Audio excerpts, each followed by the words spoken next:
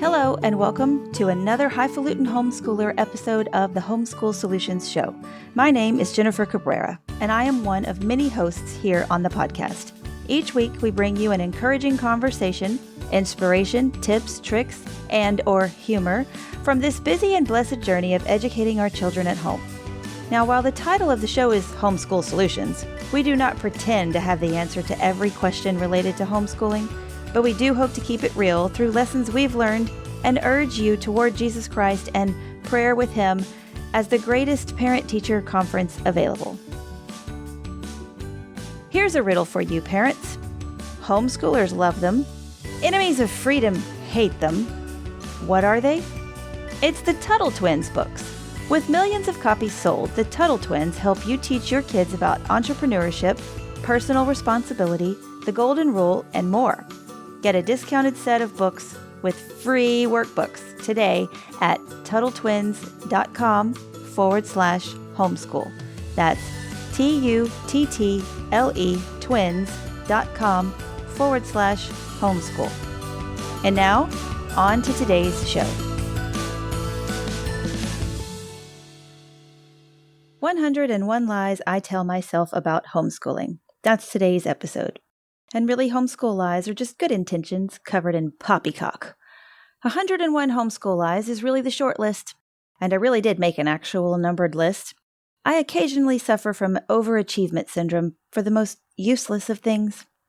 Now I'm going to share the list in a little bit, but wait, I'm not done making excuses for my sinful ways. However, it wasn't difficult to come up with 101 homeschool lies, especially not after 10 years of homeschooling and overthinking and worrying about everything, and while being a bit, highfalutin. And what the heck does highfalutin mean anyway? Well, the truth is, it means I'm full of bull, and most homeschoolers are, really. From the moment we choose to homeschool, we begin to lie to ourselves.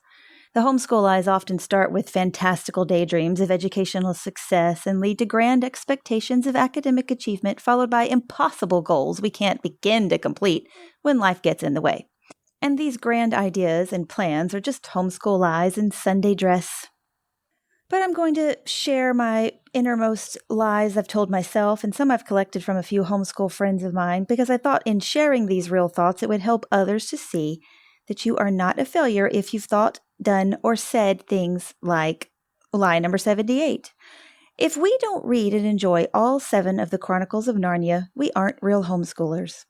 Because all homeschoolers love these books, right? But y'all, the horse and his boy would never end. And so Prince Caspian never began at our house. And so when things like this ran through my head when we first started homeschooling, I felt that maybe we weren't homeschool material because we didn't even see all the movies. And as homeschoolers, and especially new homeschoolers, we're always subjected to other people's worries, and they add on to our own, such as those of family, friends, nosy strangers, and do-gooders with questions and unsolicited advice. Or questions such as, what about socialization, prom, learning to deal with test anxiety like a real American student? Oh, wait, you're not even a real teacher. Gasp. And when you combine this late-night overthinking and worrying of our own with that of the homeschool skeptics in our lives, well, let the lying to ourselves commence. It's a toxic situation. I've come up with 101 lies that some of us tell ourselves about homeschooling. Maybe you have a time or two. Something on the list is going to resonate with you. And lastly, I'll get to the 4 biggest homeschool lies that really affect a lot of us. And I'll do that in order to equip you and inspire you.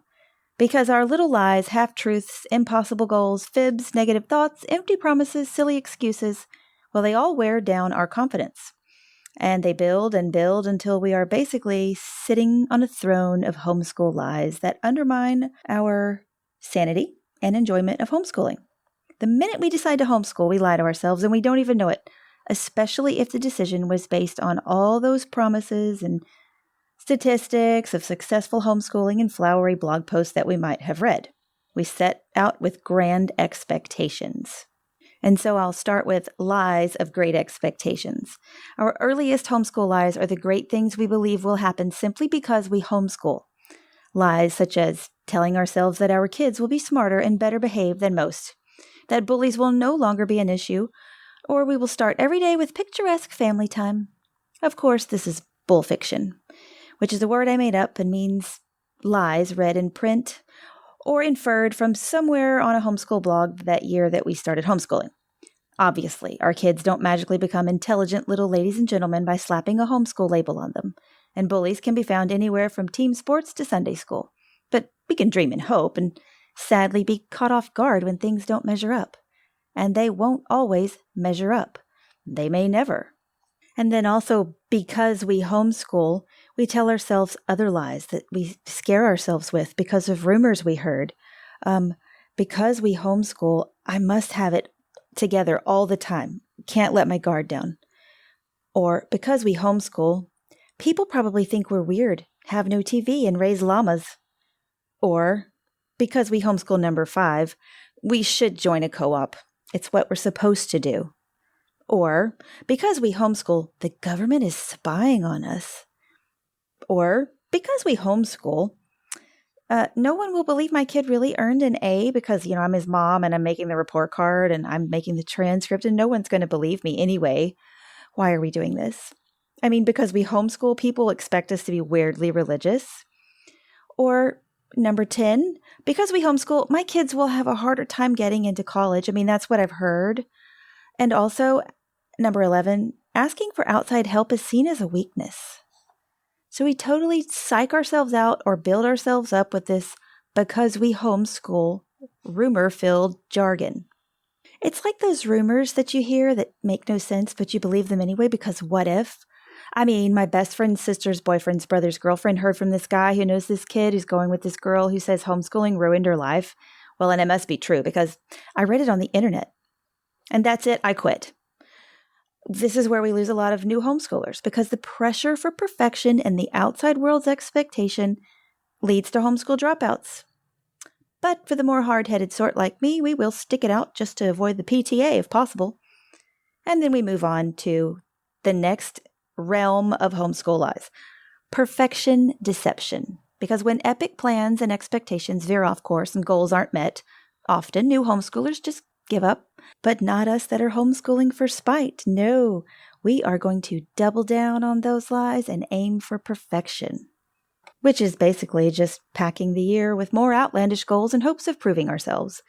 The pressure for perfection and the desire for the outside world to pat us on the back leads us to silly excuses for our shortcomings, negative thoughts of perceived failures, and baseless worries.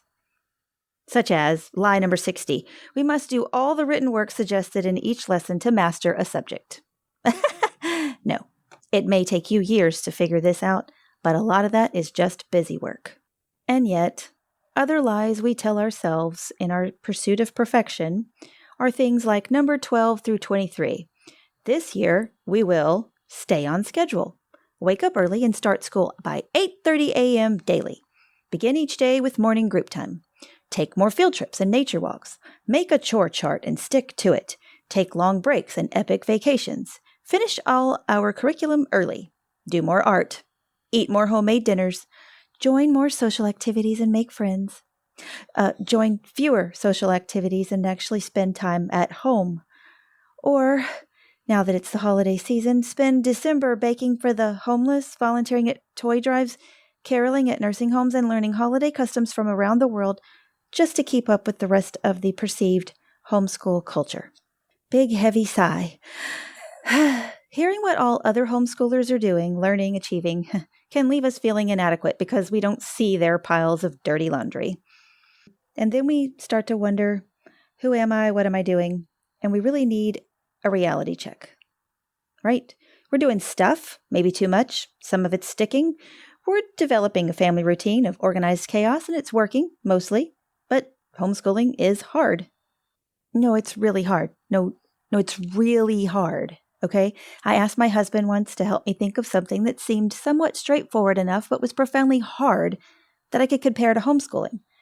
I'm still waiting on his response. There is no real magic formula for homeschool success. If there were, I'd have published it and made a lot of money on it already. And it would probably come with a free planner and a sample of essential oils.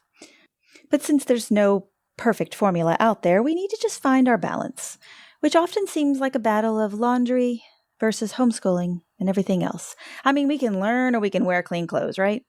The real balance is that our time and effort spent raising productive, morally sound adults should outweigh time spent watching Netflix and chilling out. So every new homeschool year, we tweak our curriculum, buy new planners, lie to ourselves about morning time, and with a renewed, calmer approach, our lies become less delusions of grandeur and more approachable goals mixed with half-truths and little white lies, such as numbers 24 through 38. I will not buy $50 worth of school supplies that we won't use from the Target dollar bins. I will not buy curriculum just because it's on sale. I will not engage in homeschool debate with strangers in a checkout line. I will not make my kid cry over math today or fall asleep or zone out while my kid excitedly tells me what they have learned. I will not lock my kids outside for recess. I will not call my husband 3 times a day to tattle about the kids' behavior. I will not forget to check the length of my kids' hair and fingernails at least once a month. I will not threaten to send my kids to school more than once a month.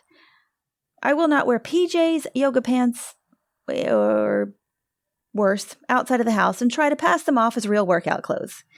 I will not tell other people how to homeschool correctly. I will not roll my eyes under my breath when other moms brag about their kids and all their activities. I will not do my child's chores because it's just easier than arguing and making them do it. I will not yell at my kids.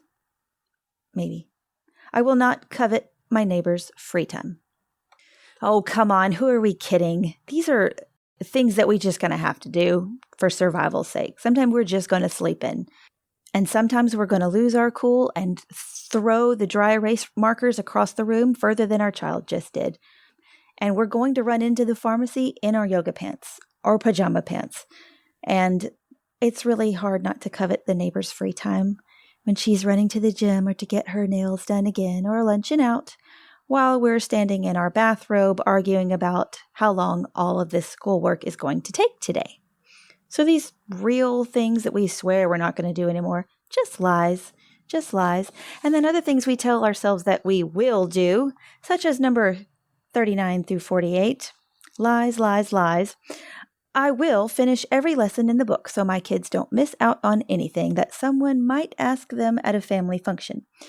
I will call each of my kids by the correct name consistently. I will only buy the book I came to the bookstore to buy. I will make friends with other homeschool moms. I will know my limits and ask for help when I need it.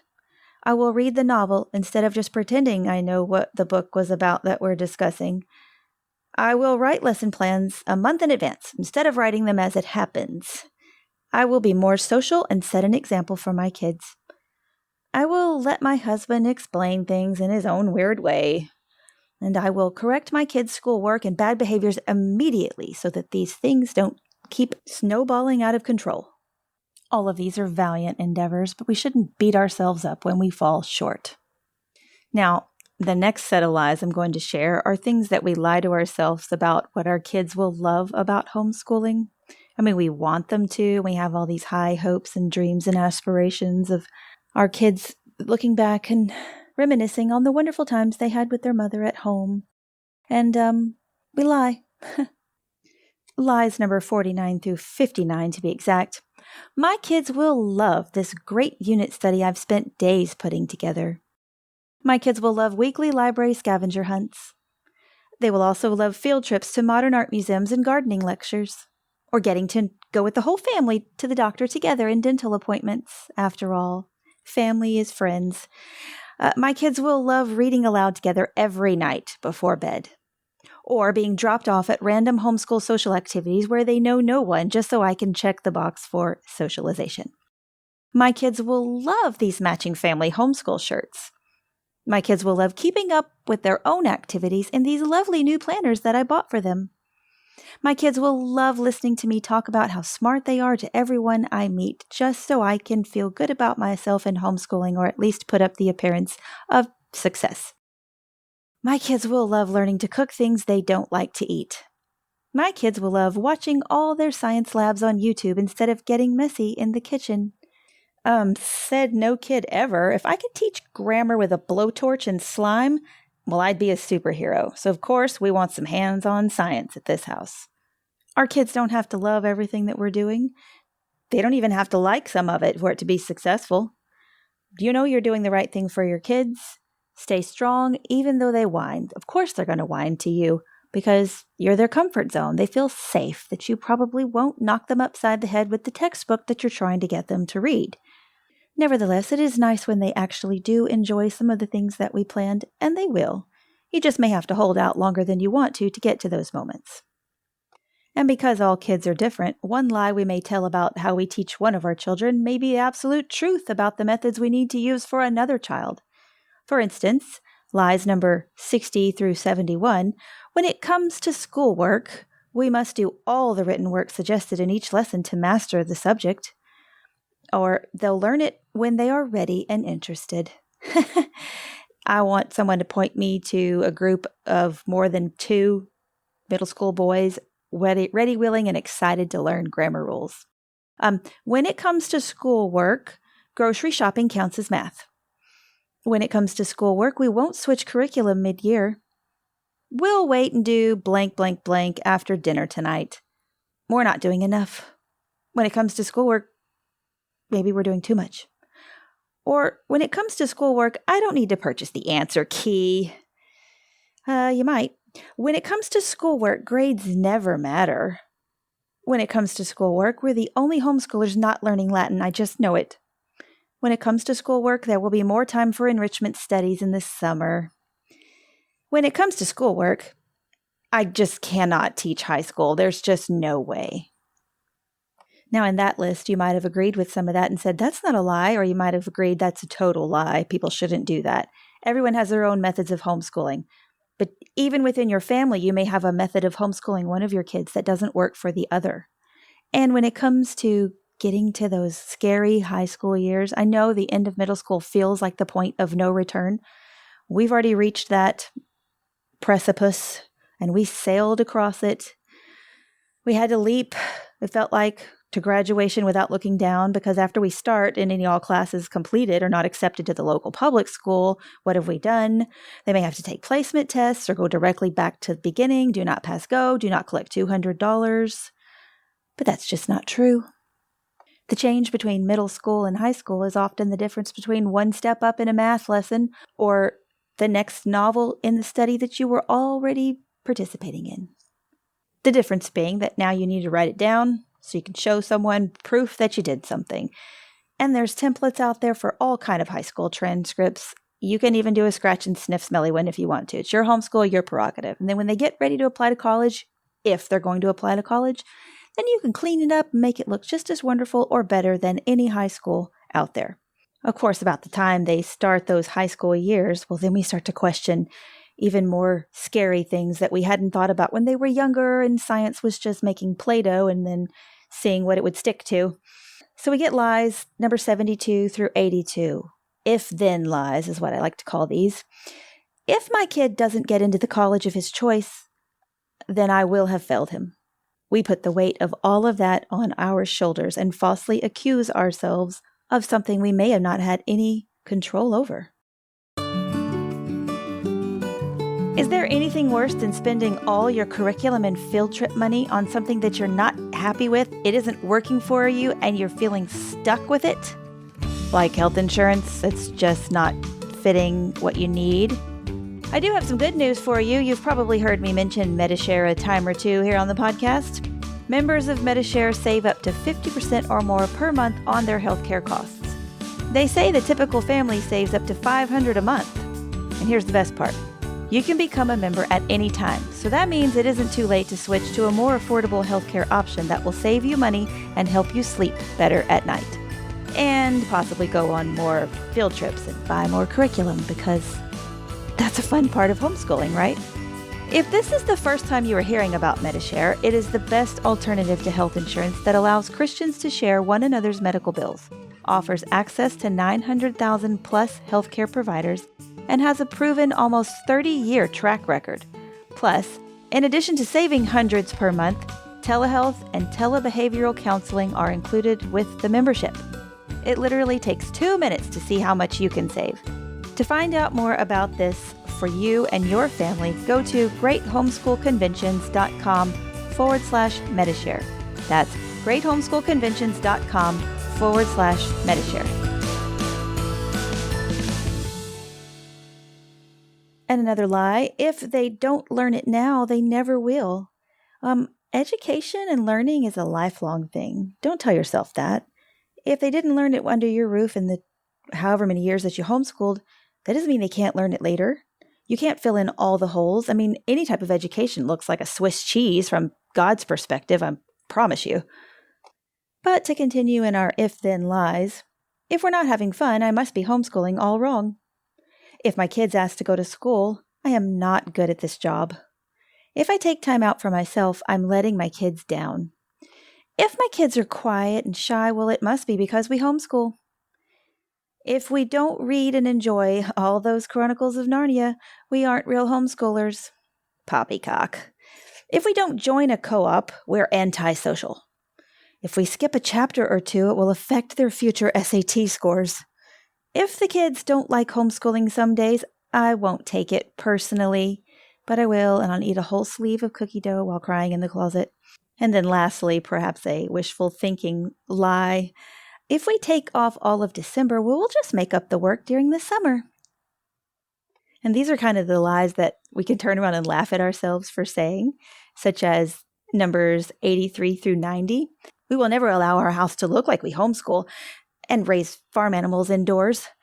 We will never sweat the small things, and instead we'll build blanket forts and enjoy family time. We will never let the dishes and laundry pile up and attack us in our blanket fort. We will never join a co-op. We will never use a boxed curriculum. We will never question our decision to homeschool. We will never let our kids' successes and failures define us as parents. We will never eat more than one takeout meal a week. I will support any and all of my children's career goals. Let's not get crazy. More lies and half-truths. 91. I will not compare my kids' abilities to others. Yes, we will, even when we try not to. Number 92. Starting tomorrow, we're setting time limits on computers and video games. I have the best of intentions. Number 93. My kids aren't getting enough socialization. Says who? Who are you listening to that's making you think something like that? Lie number 94, this encyclopedia set, museum, membership, laminator, etc. is basically an investment. Not everything that looks educational needs to be purchased and placed in your home. Number 95, our kids will never appreciate what all we do for them. This could be true in the short term. In the long term, if we're doing things correctly, I feel that our kids will turn around and thank us for providing them the opportunity and the freedom to live their life outside of brick walls of a school and follow their own interests in the safety, security, and happiness of their home with their parents. And now my big lies that I said I was going to share that affect us all and are more on a serious tone for us are as follows. And completely out of order from my original list. Number 99, the lie is that homeschool moms often tell themselves, I've lost my identity and I have no life since homeschooling. Now, I read an article once from a homeschool mom, if you could call her that. She had only homeschooled for 2 weeks before deciding to return her kids to public school because she felt she no longer had a life. She resented her husband and her kids, even though her kids were loving homeschooling with her. And I shared it on Facebook. People jumped all over her. I was appalled too and felt sorry for her kids. Her reaction was impulsive at best. You can't adjust to homeschooling in 2 weeks, or even 2 years for that matter. But then I remembered how I felt that first year, and I still do, not very often anymore, but I once had a career, personal time, friends. Well, I thought we were friends, and then we started homeschooling, and it became a different species, and their insecurities, and yada yada. Anyway, but this is one big lie that leads to a bunch of little more lies. Like, all I have to talk about is homeschooling. Well, seriously, going to functions with my husband and his work friends is a chore, not because I don't like a meal and that I didn't have to cook, and occasionally getting out of my yoga pants, but I don't know what to talk about. Everyone's talking about work, inside jokes they have in the office, and then they turn and ask, and what do you do all day? And then I'm off like a chatty Cathy doll until their eyes glaze over or they ask some ridiculous question and I say something snarky in response to a question like, is that even legal to homeschool? And once I tried making a list of things that I could talk about for next time that we're in a room of small talk. 1, the weather. 2, and then that reminds me of a fun weather experiment we did last week. And then, well, that's it. I'm not going because inevitably I start talking about homeschooling. See, I have no life.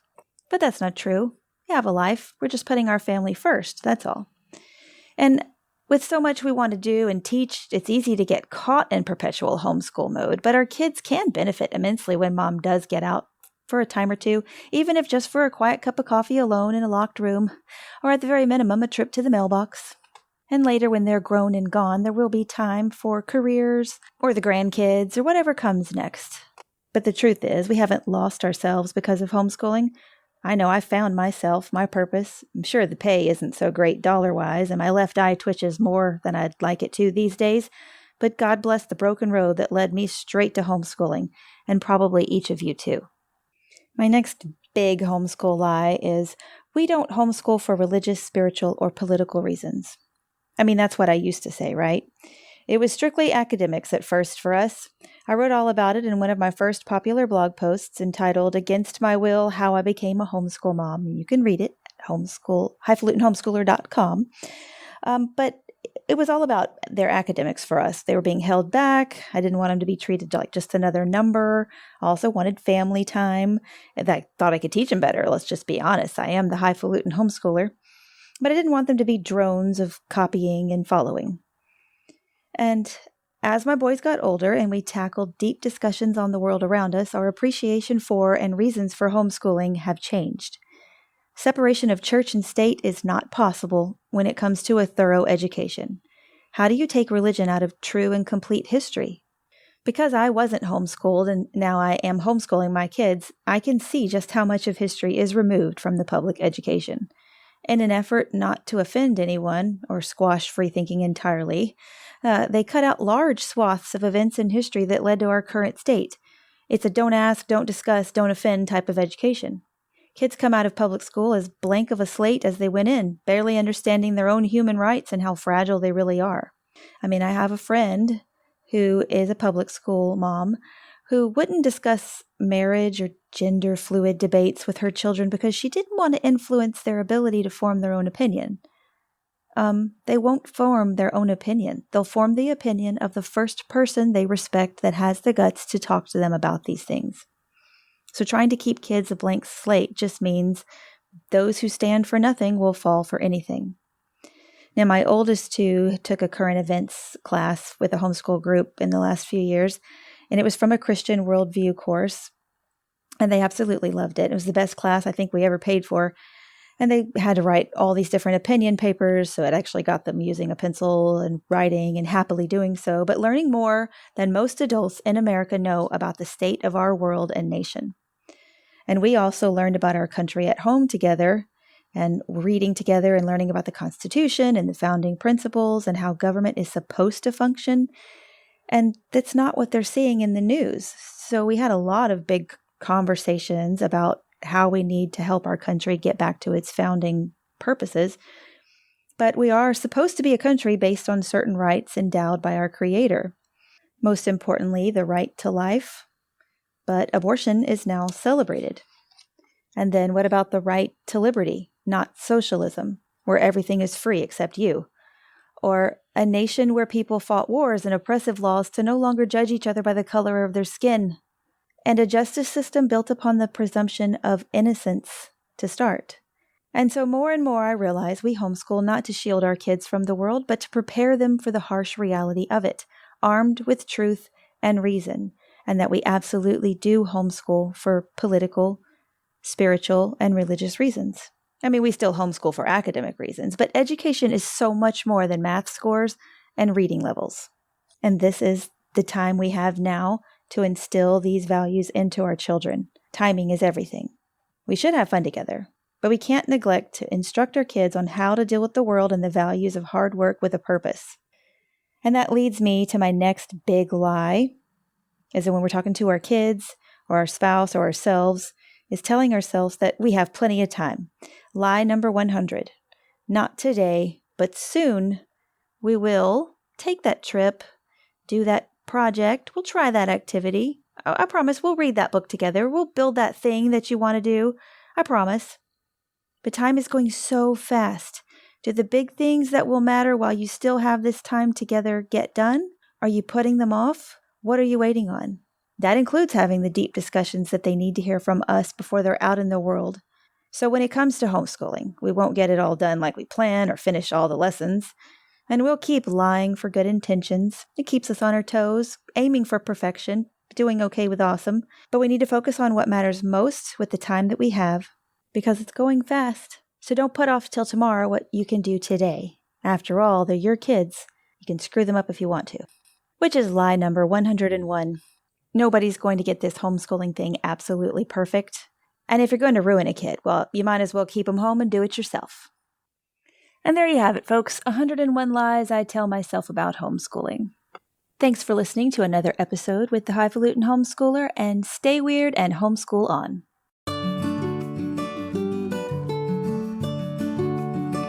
Thank you for joining me here on the Homeschool Solutions Show again. You can find show notes and links to all the resources mentioned at homeschooling.mom. Don't forget to check out my friends at MediShare for healthcare you can trust. To learn more about why over 400,000 Christians have chosen MediShare, go to greathomeschoolconventions.com/MediShare. Now, if you haven't already, please subscribe to the podcast. And while you are there, leave us a review. Tell us what you love about the show. And this will help other homeschooling parents like you get connected with our community. Also, you can find us on Instagram at homeschooling.mom and on Facebook at homeschooling.mom. To let us know what you thought of today's episode, leave us a comment. Let us know what you think. Lastly, have you joined us at one of the Great Homeschool Conventions? The Great Homeschool Conventions are the homeschooling event of the year, offering outstanding speakers, hundreds of workshops covering today's top parenting and homeschooling topics, and the largest homeschool curriculum exhibit hall in the United States. Find out more at greathomeschoolconventions.com. I hope to see you in Texas. Also, if you'd like to connect with me, you can find me at Facebook at Highfalutin Homeschooler and on Instagram at Highfalutin Homeschooler. That's HIFALUTIN Homeschooler. Also, you can email me directly with any questions, concerns, anecdotes. I love to hear stories from other homeschoolers. That's highfalutinhomeschooler@gmail.com. Till next time, stay weird and homeschool on.